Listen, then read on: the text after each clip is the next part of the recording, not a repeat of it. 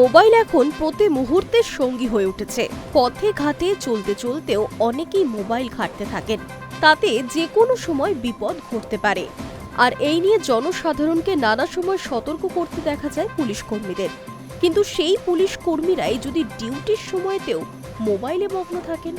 থানার বাইরে সেন্ট্রিতে কর্মরত পুলিশ কর্মী যদি ভেতরে কে ঢুকছে কে বেরিয়ে আসছেন তাতে নজর না দিয়ে মোবাইলে বোধ হয়ে থাকেন, তাহলে যে কোনো সময় বড় দুর্ঘটনা ঘটতে পারে।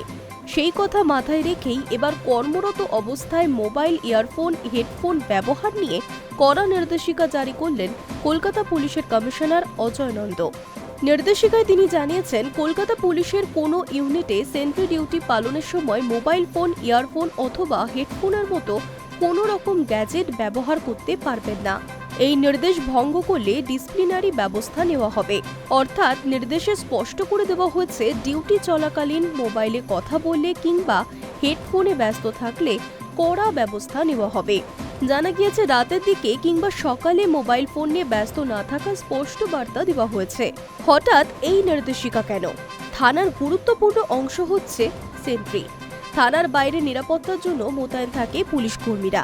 থানায় কে আসছেন কে বাইরে যাচ্ছেন সব নজর রাখেন। থানার নিরাপত্তার দায়িত্ব তাদের কাঁধেই।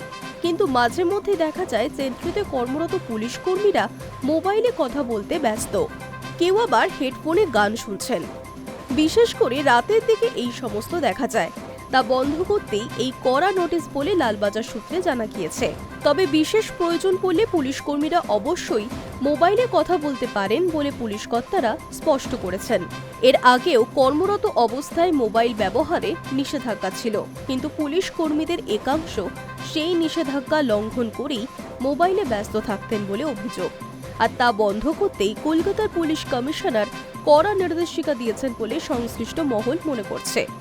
High News network.